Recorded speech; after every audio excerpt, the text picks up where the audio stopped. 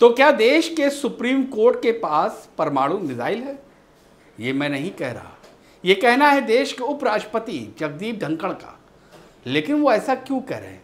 आखिर वो देश की सुप्रीम कोर्ट से इतने नाराज़ क्यों हैं? उनकी नाराज़गी क्यों है वो हम बाद बताएंगे, लेकिन पहले जान लेते हैं कि सुप्रीम कोर्ट के पास परमाणु मिसाइल कैसे पहुंचा और इससे खतरा आखिर किसको है। नमस्कार, आप देख रहे हैं संवाद लाइव खुर्रम निजामी के साथ।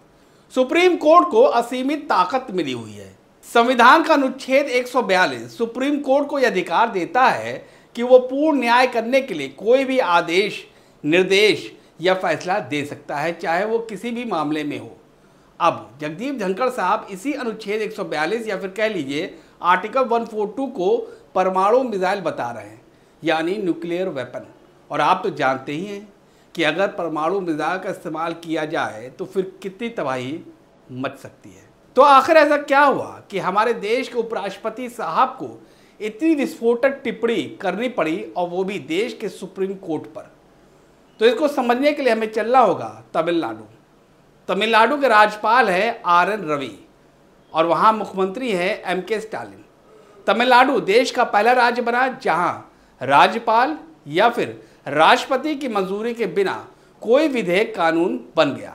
ये ऐतिहासिक घटना सुप्रीम कोर्ट के उस फैसले के बाद हुई जिसमें तमिलनाडु के राज्यपाल RN रवि द्वारा विधेयकों को मंजूरी ना दिए जाने के मामले में सुनवाई हो रही थी। सुप्रीम कोर्ट ने अपने आदेश में कहा कि राज्यपाल या तो विधेयक को मंजूरी दे सकते हैं या फिर उस विधेयक को राष्ट्रपति के पास विचार करने के लिए भेज सकते हैं। राज्यपाल दूसरी बार राष्ट्रपति के पास विचार के लिए भेजने की बात कहकर विधेयक को नहीं रोक सकते। वो यही नहीं रुके, उन्होंने कहा कि भारत में कभी भी ऐसा लोकतंत्र नहीं रहा जहां न्यायाधीश किसी लॉ मेकर, कार्यपालिका और यहां तक कि सुपर संसद के रूप में काम करें। We cannot have situation where you direct President of India, and on what basis? The only right you have under the Constitution is to interpret the Constitution under Article 145(3). There it has to be 5 judges or more, boys and girls. When Article 145(3) was there, the number of judges in the Supreme Court was 8. 5 out of 8. Now 5 out of 30 and odd. But forget about it. The judges who issued a mandamus virtually to the President and presented a scenario it will be law of the land, have forgotten the power of the Constitution. How can that combination of judges deal with something under Article 145(3) is preserved? It was then for 5 out of 8. We need to make amends in that also now. 5 out of 8 would mean interpretation will be by majority. Or 5 constitutes more than majority in 8. But leave that aside. Article 142.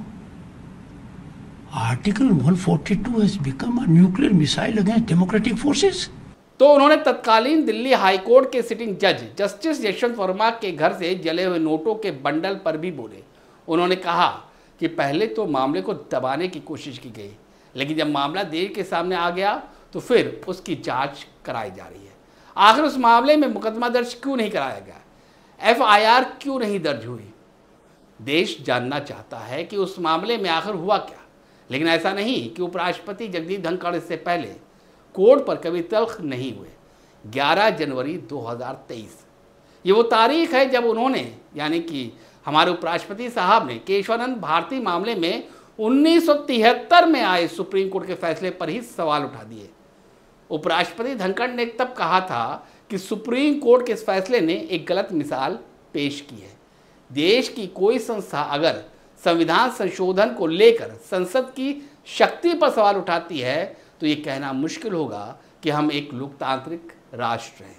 उपराष्ट्रपति के बयान आने के बाद कांग्रेस समेत विपक्षी दलों ने केंद्र सरकार पर निशाना साधा, तो वहीं 21 जनवरी 2023 को मुंबई के कार्यक्रम में तत्कालीन चीफ जस्टिस DY चंद्रचूड़ ने इस फैसले को ध्रुव तारा बता दिया था।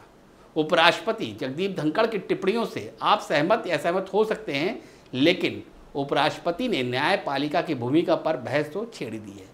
सुप्रीम कोर्ट पर सुपर पार्लियामेंट की तरह व्यवहार करने का आरोप भी लगाया, तो उन्होंने न्यायपालिका द्वारा कार्यपालिका के कार्यों में हस्तक्षेप करने और संसद के अधिकारों पर सवाल उठाने पर फिक्र भी जाहिर की।